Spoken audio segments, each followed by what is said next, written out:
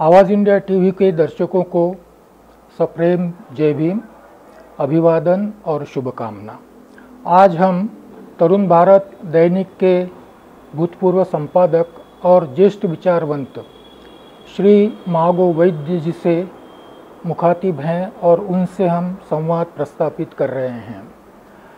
आज की मुलाकात का विषय है भारतीयत्व, हिंदुत्व एवं राष्ट्रीयत्व। वैद्य सर, सर्वप्रथम मैं आपको जय भीम करता हूं और आपके दीर्घ आयु की शुभकामना करता हूं। सर, कुछ दिन पहले अभी इसी हफ्ते में 2-3 प्रकार की चर्चाएं चल रही थी। पहली चर्चा तो ये थी कि आदरणीय डॉक्टर मोहन भागवत जी ने ये कहा कि जर्मनी के लोगों को जर्मन कहा जाता है, रशिया के लोगों को रशियन कहा जाता है, तो हिंदुस्तान के लोगों को हिंदू क्यों नहीं कहा जाना चाहिए या हिंदू कहा जाना चाहिए। दूसरा एक और हैं, सुप्रीम कोर्ट के सर्वोच्च न्यायालय के न्यायाधीश हैं श्री AR दवे जी। उन्होंने राजस्थान में एक भाषण दिया। वहाँ पर उन्होंने कहा कि यदि मैं हुकुमशाह होता तो भगवत गीता की पढ़ाई मैं स्कूल में अनिवार्य कर देता। तीसरा प्रयोग ये भी चल रहा है गुजरात में कि दीनानाथ जी बात्रा जो हैं, जो राष्ट्रीय स्वयंसेवक संघ के शिक्षण भारती के राष्ट्रीय कार्यवाह रह चुके हैं या हैं शायद, वो ये कहते हैं कि भाई शिक्षा में एक परिवर्तन आना चाहिए और उस दृष्टि से उन्होंने जो कुछ भी किताबें लिखी हैं उसके माध्यम से वो शिक्षा के क्षेत्र में परिवर्तन लाने का प्रयास करते हैं। हम भारतीय लोग, हम भारतीय संविधान को मानते हैं और संविधान में भारतीय शब्दों का प्रयोग है। संविधान में ये कहा गया है कि इंडिया दैट इज भारत, ये कहा गया है।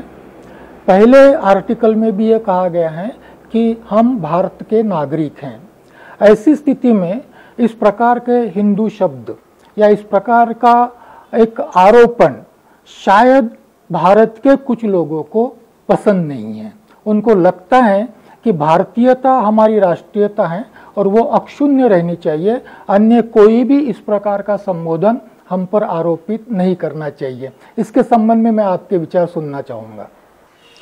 मैं आपका आभारी हूँ। संघ का एक कार्यकर्ता हूँ, स्वयंसेवक हूँ और संघ की विचारधारा से ही ये सारे प्रश्न संबद्ध है। पहली बात है कि हिंदू शब्द के अर्थ के बारे में बहुत गलत धारणाएं लोगों के मन में है। ईसाई, मुस्लिम इस प्रकार हिंदू को भी एक वो मजहब या संप्रदाय मानते हैं। हम हिंदू को धर्म मानते हैं। वो धर्म का रिलीजन ऐसा अनुवाद करना मेरे दृष्टि से गलत है। धर्म को संकुचित करना है, संकीर्ण करना है। रिलीजन एक धर्म का एक हिस्सा है, संपूर्ण धर्म नहीं। मैं कुछ शब्द अपनी भाषा में ही बता देता हूँ। धर्मशाला एक है रिलीजियस स्कूल है। धर्मार्थ अस्पताल एक है रिलीजन के लिए अस्पताल है। राजधर्म ये राजा का रिलीजन है जो प्रजा का नहीं है। पुत्र धर्म एक है पुत्र का रिलीजन है जो माता पिता का नहीं है। धर्म काटा ऐसा बोर्ड हम देखते हैं, वहाँ पर क्या होता है, किसी रिलीजन का तोल होता है क्या? तो क्यों कहते हैं?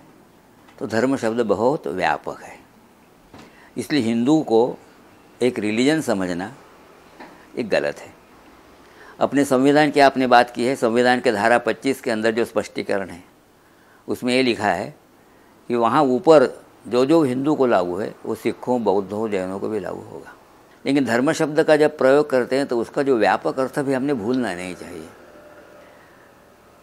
तो इसलिए हिंदू है, धर्म है।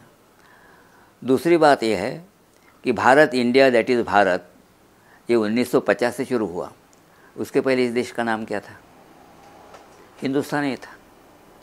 आज भी पाकिस्तान का कोई व्यक्ति इस देश का उल्लेख करता है तो हिंदुस्तान शब्द का प्रयोग करता है, क्योंकि हिंदू लोग रहते हैं यहाँ पर।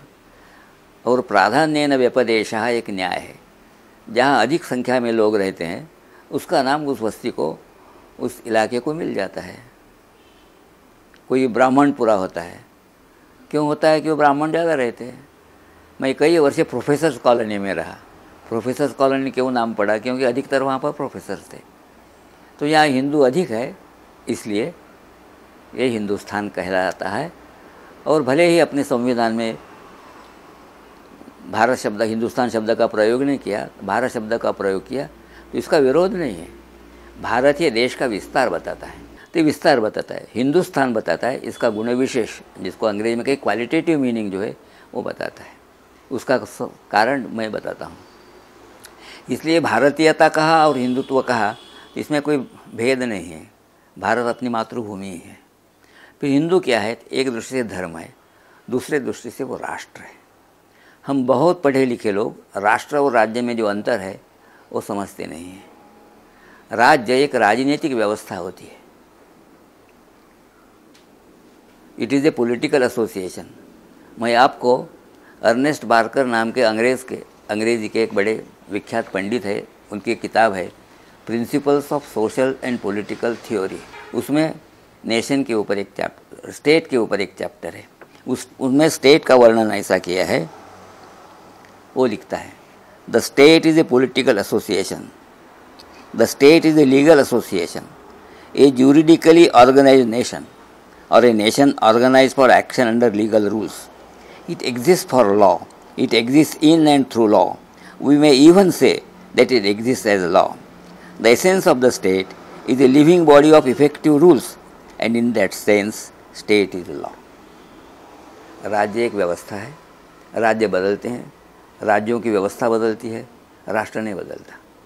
और एक राज्य में अनेक राष्ट्र रह सकते हैं। इसका उदाहरण रूस है, यूएसएसआर है, यूनाइटेड सोवियत सोशलिस्ट रिपब्लिक। 1985 तक, 1985 तक वो बड़ा एक स्टेट था। अनेक राष्ट्र थे, आर्मेनियन थे, अजरबैजान वाले थे, तुर्कमेनिस्तान थे। तो हिंदू को राष्ट्र इसलिए मानते हैं हम कि ये किसी लोगों का राष्ट्र बनने के लिए 3 शर्तें हैं प्राथमिक। एक, जिस भूमि में वो रहते हैं उस भूमि के प्रति उनकी क्या भावना है। उन्होंने स्पिरिचुअल प्रिंसिपल कहा है। इसका मतलब ये भावना है। राष्ट्र एक भावना होती है। राष्ट्र यानी केवल भूगोल नहीं होता, राष्ट्र यानी केवल राजनीतिक व्यवस्था नहीं होती, राष्ट्र यानी भावना होती है। यह हम जिस भूगोल में रहते हैं, उन्होंने कहा कि जो सॉइल यानी भूमि है, उस पर उसके बारे में हमारी क्या भावना है। हम उसको मातृभूमि मानते हैं या भोग भूमि मानते हैं। वंदे मातरम कहने से हमको आनंद लगता है कि दुख होता है। भारत माता की जय कहने के बाद में हमको संकोच होता है कि अभिमान लगता है। जिनको वंदे मातरम कहने में संकोच नहीं होता, भारत माता की जय कहने में आनंद लगता है, अभिमान लगता है, उन लोगों का राष्ट्र होता है। ये पहली शर्त है। संस्कृति क्या होती है? संस्कृति में जीवन मूल्य होते हैं। प्रभु रामचंद्र को हम आदर्श मानते हैं और रावण को नहीं मानते, क्योंकि उन्होंने कुछ मूल्यों को प्रस्थापित किया है। कुछ कीमत देकर मूल्य प्रस्थापित करना पड़ता है कि जिनको ये देश अपनी मातृभूमि लगता है, जिनको अपना इतिहास लगता है, और जिनको लगते है कि हमारे ये जीवन मूल्य है। अच्छे और बुरे नापने के ये मापदंड है। दूसरों के पत्नी को भगा लेना ये अपराध है, उसको सज़ा मिलनी चाहिए। और दूसरों के पत्नी का आदर करना ये हमारा एक जीवन मूल्य है। उसी प्रकार जिसको हम प्लूरलिटी ऑफ फेथ्स कहेंगे, हम प्लूरलिटी ऑफ फेथ्स को मानते हैं। यानी अनेक रास्ते हो सकते हैं, अनेक आस्थाएँ हो सकते हैं, अनेक संप्रदाय हो सकते हैं, अनेक रिलीजन्स हो सकते हैं, अनेक मजहब हो सकते हैं, और वो एक धर्म के अंग हो सकते हैं। इसलिए मैंने राधा कृष्णन का वाक्य कहा कि Hinduism is not a religion, it is a Commonwealth of many religions. यहाँ मूर्ति पूजा को मानने वाले भी हिंदू है, मूर्ति पूजा का घोर विरोध करने वाले आर्य समाजी भी हिंदू है। यहाँ जो ईश्वर की सत्ता को, अस्तित्व को मानते हैं वो भी हिंदू है, जो ईश्वर नास्तिक है वो भी है। मैं थोड़ा सा आपको रोकना चाहूँगा यहाँ पर। ये सारी बातें जो हैं ये तर्क की दृष्टि से बड़ी उचित सी लगती हैं, परंतु व्यवहार में जब हम देखते हैं तो तर्क या तत्व और व्यवहार, तो आज मैं जब व्यवहार की बात करता हूँ तो मुझे संविधान में भी हिंदू यह एक रिलीजन लगता है, एक धर्म लगता है। पहली बात ऐसी। दूसरी बात, जब से फ्रांस में क्रांति हुई उसके बाद में राष्ट्र की व्याख्या भी बदल गई है। ये किताब मैं पढ़ रहा था, एक सह देशपांडे जी की किताब है। इसमें हिंदुत्व और राष्ट्रीयत्व यही विषय इस किताब में दिया गया है। और ये किताब ये कहती हैं कि हिंदुत्व की संकल्पना, आप इसको नहीं नकारेंगे शायद, धर्म पर आधारित है, परंतु राष्ट्रीयत्व की कल्पना सेक्युलर है। हमारा संविधान सेक्युलर है, हमारा स्टेट सेक्युलर है, हमारी प्लूरल सोसाइटी है जहां हिंदू धर्म के साथ साथ अलग अलग प्रकार के धर्म भी विद्यमान है। ऐसी स्थिति में यदि हमारी नेशनैलिटी, वो कहते हैं, मैं पढ़कर बताऊंगा आपको, मराठी में है वो, हा देश कोणाचा, किंवा हाच प्रश्न वेगळ्या भाषेत विचारावयाचा झाल्यास या देशाचे नॅशनल कोण, राष्ट्रीय कोण, या देशातील सर्व नागरिक, मग त्यांचा धर्म, पंथ, भाषा, वंश, लिंग हे कोणते असो, ते या देशाचे राष्ट्रीय होत। याचा अर्थ येथला राष्ट्रवाद धर्मनिरपेक्ष असेल आणि येथील राष्ट्रीय हे धर्मनिरपेक्षपणे राष्ट्रीय असेल। मैं फिर से दोहराऊंगा कि संविधान सेक्युलर है, इसलिए संविधान द्वारा प्रदत्त राष्ट्रीयता भी सेक्युलर है, जिसका धर्म से कोई संबंध नहीं है। संविधान राज्य के लिए है, स्टेट के लिए है, और हिंदू सिद्धांत, हिंदू राष्ट्रीयत्व का जो विचार है, जो मूल्य व्यवस्था बोले, उसमें राज्य सेकुलर ही होना चाहिए। राज्य सेकुलर का अर्थ हमारे देश में विकृत लगाया है। जो हिंदू के विरुद्ध में वो सेकुलर है। हिंदू में से किसी जाति को, किसी संप्रदाय को लेकर आधार बनाकर जो राजनीति करता है, फिर वो जाति यादव हो या कोई मराठा हो, तो अपने को सेकुलर कहता है। लेकिन पूरे हिंदू की बात किया तो कम्युनल हो जाता है, वो अराष्ट्रीय हो जाता है। ये बात छोड़नी चाहिए। और सेकुलर का मतलब है कि राज्य का कोई मजहब, कोई पंथ, कोई संप्रदाय नहीं होगा। मैंने पहले ही कहा कि धर्म और रिलीजन में अंतर करना चाहिए। वो धर्म बड़ी व्यापक चीज़ है और हमारे जीवन मूल्यों का आधार धर्म है। को धर्म व्यक्ति को समष्टि के साथ में जोड़ता है। मैंने अपने लिए कितना भी बड़ा मकान बनाया तो धर्म नहीं होता, लेकिन जब औरों के निवास की व्यवस्था करता हूँ तो धर्मशाला खड़ी होती है। मैंने अपने लिए कितने भी दवाइयों का प्रबंध किया, धर्म नहीं होता। मैं औरों के स्वास्थ्य की जब चिंता करता हूँ, धर्मार्थ अस्पताल बनता है। राजा धर्म है, राजा का रिलीजन नहीं है, वो राजा के वो कर्तव्य है कि जिन कर्तव्यों से राजा अपने को प्रजा के साथ में जोड़ता है। और इसलिए धर्म एक जोड़ने वाली चीज़ है, संपूर्ण विश्व को जोड़ती है, वो एक अलग विषय है। तो अपने यहाँ पर ये प्लूरलिटी ऑफ है ही। मैं तो 17 साल तक क्रिश्चियन कॉलेज में प्रोफेसर था, तो मुझे एक क्रिश्चियन, मेरे से जो 20-22 साल से बड़े थे, उन्होंने कहा कि mister Vaidya can I become a member of the RSS. वो जानते थे मैं आरएसएस आदमी हूँ। मैंने कहा यस सर। तो मैंने कहा आपको क्या करना, मुझे क्या करना पड़ेगा? तो मैंने आपको बाइबल छोड़ने की ज़रूरत नहीं, ये चर्च छोड़ने की ज़रूरत नहीं। उनके चेहरे पर के आश्चर्य के भाव में देखता था। तो इसको समझना चाहिए कि राष्ट्र में क्या अंतर है। राज्य सेकुलर ही होना चाहिए। राज्य सेकुलर है बताना ये रिडंडेंस है। और अपने संविधान में भी आप कहेंगे कि सेकुलर शब्द है, कब आया वो? 1950 में आया क्या? 1949 में संविधान तैयार हुआ, तब तो सेकुलर शब्द नहीं था। तो 76 में आया, तो 26 साल तो हमारा राज्य सेकुलर नहीं था। अपने संविधान के धारा 13, 14, 15, 16 जो है उस सेकुलर का ही अस्तित्व प्रकट करते हैं, वही तत्व मानते हैं। इमरजेंसी के, आपातकाल के विशेष समय में इंदिरा गांधी ने संविधान में परिवर्तन कर और 42nd अमेंडमेंट से सेकुलर शब्द प्रीएम्बल में डाल दिया। तब से हम सेकुलर बनेगा हमारा स्टेट। और नेहरू जी के ज़माने में, लाल बहादुर शास्त्री के ज़माने में हम सेकुलर नहीं थे क्या? तो स्टेट सेकुलर है, ये हिंदुओं की मूलभूत मान्यताएं है। उनको थियोक्रेटिक स्टेट मानने ही नहीं है। तो इसलिए ये जो चीज़ें हैं, ये चीज़ें समझना चाहिए। और संविधान के लोग नहीं समझ पाए, ये उनकी गलती है। और इसलिए मैं संविधान की आलोचना इसलिए नहीं करता कि संविधान राज्य के संबंध में है। राज्य के ऊपर राष्ट्र है, क्योंकि राष्ट्र में नहीं कि लोग हैं। किसके लिए राज्य होता है? लोगों के लिए राज्य होता है, राष्ट्र के लिए राज्य होता है। तो ये राज्य अलग चीज़ है, राष्ट्र अलग चीज़ है। हिंदू या हिंदुत्व ये राष्ट्रीयता का पर्याय शब्द है। आप भारतीयता कहे, उससे कोई विरोध नहीं है, लेकिन उसके साथ में ये गुणवाचकता आनी चाहिए कि यहाँ अनेक धर्म, अनेक संप्रदाय हो सकते हैं। उनको जीने का अपने अनुसार, अपने इच्छा के अनुसार, श्रद्धा के अनुसार, आस्था के अनुसार उपासना करने का अधिकार है। ये मान्य होना चाहिए। और हमारे यहाँ ये मान्यता है, क्योंकि यहाँ हिंदू लोग जो अपने को हिंदू कहते हैं, उनकी संख्या ज़्यादा है। राष्ट्रपति मुसलमान राष्ट्रपति नहीं बना, 3 बने, क्यों बना? सेकुलर संविधान है इसलिए बना।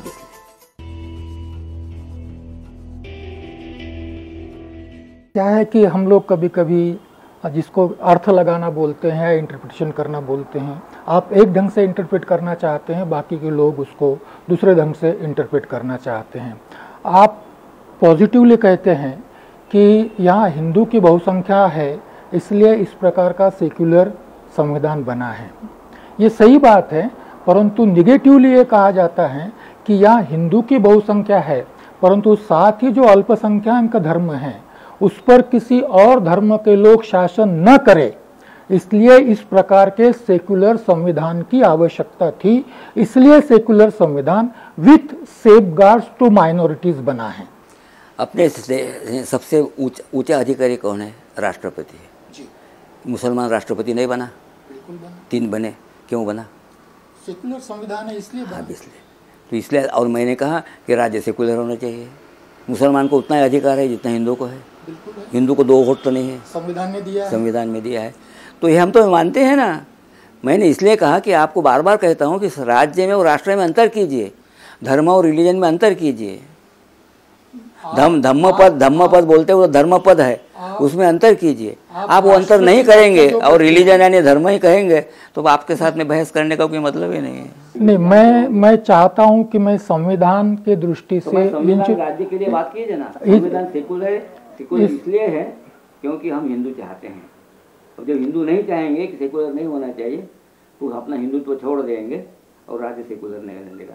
नहीं, यदि हिंदू चाहते हैं कि ये संविधान नहीं रहे तो उनका स्वागत है, वो कर सकते हैं मेजोरिटी में। कभी करेंगे नहीं, कभी करेंगे नहीं, ये चलता है क्योंकि हम डेमोक्रेसी में रहते हैं। सुनिए, यदि हिंदू स्टेट सेकुलर नहीं ऐसा कहेंगे तो हिंदू ही नहीं रहेगा, क्योंकि हिंदू की एक विचारधारा ही है कि स्टेट का संबंध ही जगत से, परलोक से नहीं है। नहीं, आप दूसरे इससे नहीं है, वो थियोक्रेटिक है कि बाइबल पर श्रद्धा रखो, कैथोलिक होना चाहिए, वहाँ थियोक्रेटिक स्टेट। क्योंकि वहाँ पर संविधान का जब भी इंटरप्रिटेशन किया जाता है सर, तो उस समय बड़े अजीब से सवाल आते हैं। जैसे अभी कुछ दिन पहले मोदी जी नेपाल गए, मोदी जी ने वहाँ पर पशुपतिनाथ मंदिर जी ने दर्शन किया, पंढरपुर के मंदिर में गए, हाँ वहाँ के दर्शन किया। नहीं, मुझे पूरा करने दीजिए ना सर, थोड़ा सा व्यक्ति सेकुलर नहीं होता। मुझे थोड़ा सा पूरा करने दीजिए, क्योंकि ये विवाद आज का नहीं है, ये विवाद जब से संविधान अस्तित्व में आया है और लागू हुआ है तब से शुरू है। डॉक्टर राजेंद्र प्रसाद जी जब पहले राष्ट्रपति थे, वह भी काशी गए थे राष्ट्रपति पद के चलते, वह भी काशी गए थे और वहाँ उन्होंने ब्राह्मणों के पैरों का तीर्थ प्राशन किया था। तब लोकसभा में ये सवाल पूछा गया था कि एक सेक्युलर स्टेट का राष्ट्रपति के नाते क्या ये कर सकता है? प्राइवेटली जाए और करे तो कोई प्रॉब्लम नहीं है। उसी प्रकार से आज ये सवाल पूछा जा रहा है कि एक सेक्युलर स्टेट का प्राइम मिनिस्टर के नाते किसी मंदिर में जाकर ये सारी पूजा अर्चा कर सकता है, नंबर 1।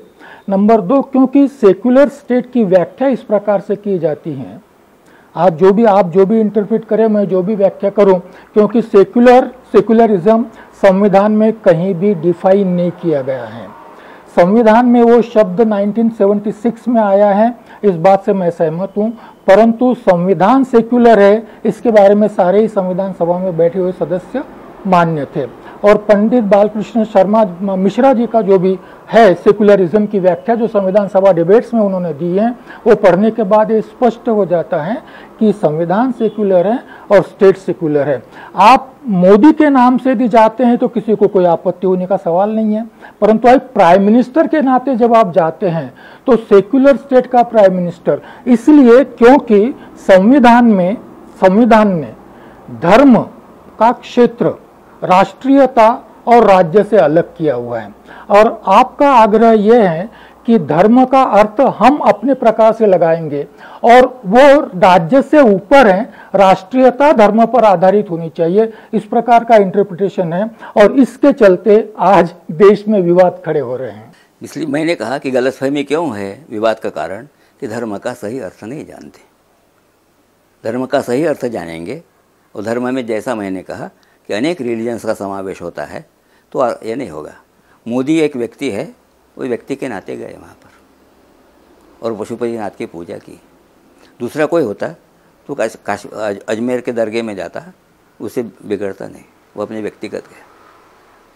सोनिया गांधी कुंभ मेले में गंगा में स्नान करती है, अपने व्यक्ति के नाते करती है, कांग्रेस पार्टी का अध्यक्ष के नाते नहीं करती।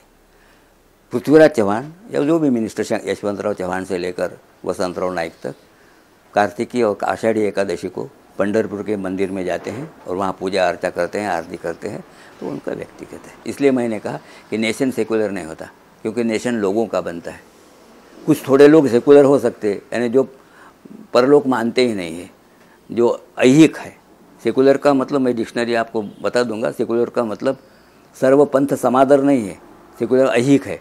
और राज्य ऐहिक होने के कारण राज्य के लोगों को अपने अपने आस्था के, अपनी अपनी श्रद्धा के अनुसार उपासना करने का अधिकार है। इसमें राज्य दखल नहीं देगा। इसलिए हम कहते हैं कि सर्वपंथ समादर है, सबका हम समान आदर करेंगे, सबका हम समान आदर करेंगे। सेकुलर का ये अप्लाइड मीनिंग है, यानी बाद में आया हुआ मीनिंग है। सेकुलर का अर्थ ये है कि ऐहिक है, इस दुनिया के, हम जो इस दुनिया पर रह रहे हैं, इस भूमि पर रह रहे हैं, इसमें हम कैसे चलें, हमारी व्यवस्था कैसे हो, हमारे कानून कैसे बने, हमारे नियम कैसे बने, उसके रिलीजन के आधार पर, आस्था के आधार पर किसी के में अंतर नहीं करना चाहिए। इसलिए हमारे यहाँ पर एक सिख प्राइम मिनिस्टर बन सकता है और एक मुसलमान है, 2 बार 3 मुसलमान हो गए, हमारे राष्ट्रपति बन सकते हैं। तो देखिए, मनमोहन सिंह प्रधानमंत्री हो गए, अब्दुल कलाम आज़ाद, फखरुद्दीन अली अहमद ये राष्ट्रपति हुए। मुझे ऐसा लगता है कि हम सेकुलरिज्म और अपने भारतीय संविधान की एक प्रकार से सही व्याख्या नहीं कर पा रहे हैं। सही व्याख्या यह है कि वो मुस्लिम था इसलिए राष्ट्रपति नहीं हुआ। सही व्याख्या यह है कि वो सिख था इसलिए प्राइम मिनिस्टर नहीं हुआ। सही व्याख्या यह है कि वो इंडियन था, भारतीय था, इसलिए प्राइम मिनिस्टर हुआ, इसलिए वो राष्ट्रपति बना है। मुस्लिम ये क्वालिफिकेशन नहीं है उसका। एक minute sir, let me finish. हाँ, ये हिंदुस्तान में हो सकता है क्योंकि हिंदुस्तान में उस प्रकार का संविधान बना हुआ है। पाकिस्तान नहीं बन सकता ना सर, पाकिस्तान रिलीजियस स्टेट है, पाकिस्तान नहीं बन सकता, सेकुलर स्टेट नहीं है। उन्होंने बनाया अपने लिए, उन्होंने अपने लिए बनाया है। यदि भारत चाहता तो भारत भी बनाए, उसमें कोई प्रॉब्लम नहीं है। मगर आज संविधान का जिस प्रकार से हम इंटरप्रिटेशन कर रहे हैं, वो मुझे लगता है कि कहीं ना कहीं हमें उसके बारे में थोड़ा सा सोचना चाहिए। मैं फिर से दोहराऊंगा कि फखरुद्दीन अली अहमद हैं, डॉक्टर APJ अब्दुल कलाम हैं या मनमोहन सिंह है, ये लोग जो अपने पद पर रहें वो भारतीय नागरिक इस नाते से रहें और संविधान ने उनको वह अधिकार दिया है, संविधान ने उन पर वह दायित्व सौंपा है। इसलिए इस प्रकार का इंटरप्रिटेशन करना कि वो मुस्लिम भी राष्ट्रपति बनता है, और क्योंकि संविधान हमने वैसा बनाया है। एक मिनट सर, संविधान किसने बनाया है? हमने बनाया, हम सब लोगों ने बनाया, हम सब लोगों ने बनाया, भारतीय लोगों ने बनाया, भारतीय लोगों ने बनाया। मैं कहती हिंदू है नहीं तो आप, मतलब ये है कि हिंदू में मुसलमान भी आता है, क्योंकि हिंदू में मुसलमान नहीं आता है, यही तो हमारा सवाल है ना।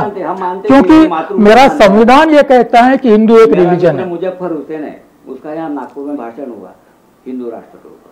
सर ऐसा लगता है गोवा के एक मंत्री ने कहा कि मैं हिंदू क्रिश्चियन हूँ। हाँ सर, ये चीजें शायद कुछ भी प्रूव नहीं करती। आपको नहीं लगती है? हाँ, ये नहीं है, ये फंडामेंटल चीजें हैं, इसको आप ध्यान में लेंगे क्योंकि तो सारे विवाद समाप्त हो जाएंगे। हम ये नहीं कहते वो मुसलमान, उनकी योग्यता थी और लोगों ने उनको चुना, इसलिए वो बने। ये बात क्यों बन सके यहाँ पर? क्योंकि हमारा संविधान हाँ, और हमारा संविधान क्यों सेकुलर है? क्योंकि हम हिंदू। हाँ, नहीं ये जो लास्ट स्टेटमेंट आपका जो है, ये लास्ट स्टेटमेंट हमारे लिए दुनिया देखिए ना कैसे है। तो नहीं, अब सर आप अपनी नजर से देखते हैं, लोग अपनी नजर से दुनिया देखते हैं, और हाँ बराबर है, आप अपनी नजर बताएंगे, ये सही है। हम लोग एक प्रकार फंडामेंटल से हमारा जो एक प्रकार का हम लोग आदान, राज्य और राष्ट्र में अंतर नहीं करते, ये आपकी बड़ी भूल है। हो सकता है, संभव है, क्योंकि संविधान के बारे में या बाकी की चीजों के बारे में जो भी मैं जानता हूँ, संविधान में एक भी शब्द नहीं मैं आपको समझाना चाहता हूँ कि ये नेशन सेकुलर है, स्टेट सेकुलर। सारे डिबेट्स होता है तो स्टेट के लिए होता है, राज्य के लिए। सारे डिबेट्स पढ़ने के बाद, सारे डिबेट्स पढ़ने के बाद एक ही सूत्र वहां से निकलता है कि यह देश यह राष्ट्र एक सेक्युलर राष्ट्र होगा। गलत है, गलत हो सकता है, क्योंकि राज्य सेक्युलर है, क्योंकि हम लोग राष्ट्र यानी ये आप समझते नहीं कि राष्ट्र यानी व्यवस्था मानते हैं, मैं राष्ट्र यानी लोग मानता हूँ। मैं भी राष्ट्र यानी लोग मानता हूँ, और इसीलिए संविधान ये कहता है सर। आप सेक्युलर है क्या? यस, क्या आप यस। बौद्धों की प्रार्थना नहीं करते? घर में, अपने घर में मैं बौद्ध हूँ, घर के बाहर आने के बाद मैं भारतीय हूँ, और ये सेक्युलरिज्म है मेरे लिए। मैं घर में बौद्ध हूँ, यहाँ मैं आपसे बात कर रहा हूँ एक सेक्युलर इंडियन करके बात कर रहा हूँ। मंदिर में हिंदू गलत बात है हमारे लिए, हिंदू बनता है, हमारे लिए गलत है। पृथ्वीराज चौहान करके नहीं जाता सर। महाराष्ट्र का मुख्यमंत्री इस नाते से उसको पहली पूजा का अधिकार दिया गया है। प्राध्यापक के नाते घर में बौद्ध है, हाँ, बाहर नहीं है, ऐसी बात नहीं होती। ऐसी बौद्ध आपकी पहचान है। गलत बात यह है कि संविधान ने इसी प्रकार से मुझे दो आइडेंटिटीज दी हैं। एक आइडेंटिटी ये दी है। क्या हिंदू कोड भी बौद्धों, जैनों, सिखों को क्यों लागू है? अब सर आप बात करते हैं उस समय की, ठीक बात है, परंतु आज सिखों को संविधान नहीं, सिखों को आज 25 पढ़ी है ना वो संविधान बराबर है, मैंने पढ़ी है सर। आज सिखों को आनंद कारज एक्ट के नाम पर अलग एक्ट दिया गया है, और हिंदुओं से उन्होंने अपना अलग अस्तित्व प्रस्थापित किया है। आज बौद्धों को भी अलग मैरिज एक्ट चाहिए, इसलिए आंदोलन शुरू। उस 1950 के बाद आज 60 साल के बाद हम लोग जब परिस्थिति का विचार करते हैं, तो लोग बदलते परिवेश में नए प्रकार से सारी चीजों को इंटरप्रेट कर रहे हैं। आप इस दुनिया में डेमोक्रेसी आने के पहले की बात कहते हैं। नहीं, डेमोक्रेसी आने के बाद की बह रहा हूँ। 1950 से यहाँ डेमोक्रेसी क्यों आई, और यहाँ कोई तानाशाह या लश्कर शाह क्यों नहीं बना? क्योंकि यहाँ हिंदू बहुत है। It is difficult. ये आप नहीं मानेंगे, नहीं, क्योंकि आपको हिंदू शब्द के बारे में आपके मन में कुछ रोष है। नहीं, कोई रोष नहीं है मेरे बारे में। वो आपका धर्म है, वो आपका धर्म है, इसके बारे में रोष। अम्बेडकर के ग्रंथ आपको बता देता हूँ सारे संपूर्ण साहित्य। आपने मेरे से ज्यादा पढ़ा है सर, मैं आपके नॉलेज के बारे में शंका नहीं व्यक्त कर रहा हूँ। मैं मुझे जो आपने प्रश्न पूछा उसके बारे में मेरी जो धारणा है मैंने आपने व्यक्त की है। आप उसमें सहमत हो या न हो आपका है, आपको उसकी परमिशन है। आप सहमत न हो और उसकी आप टीका आलोचक बन सकते हैं। मुझे लगता है कि यहाँ हमारा विवाद समाप्त हो जाए तो अच्छा है। आपने हमें इतना अमूल्य समय दिया है, आपने हमसे चर्चा की है।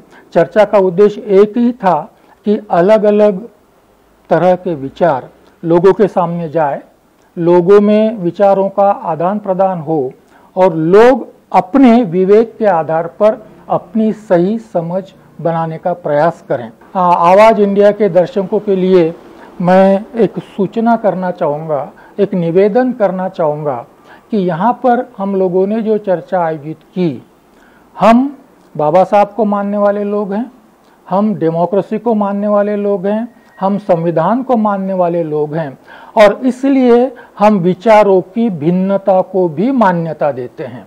और इसलिए इन भिन्न भिन्न विचारों में संवाद प्रस्तापित हो, डायलॉग हो, चर्चा हो, विवाद हो, और लोगों के सामने अलग अलग तरह के व्यूज आए, जिसके चलते लोग अपने विवेक से अपना निर्णय ले सकें। और हमें बड़ी प्रसन्नता है कि आज हम लोगों ने वैद्य जी के साथ में इस प्रकार की चर्चा का आयोजन किया है। फिर से एक बार मैं आवाज़ इंडिया टीवी की ओर से वैद्य जी को बहुत बहुत धन्यवाद देना चाहता हूं कि उन्होंने अपना कीमती समय दिया। एक बार फिर से उनके लिए दीर्घायु की कामना करता हूं, अच्छे स्वास्थ्य की कामना करता हूं, आशा व्यक्त करता हूं।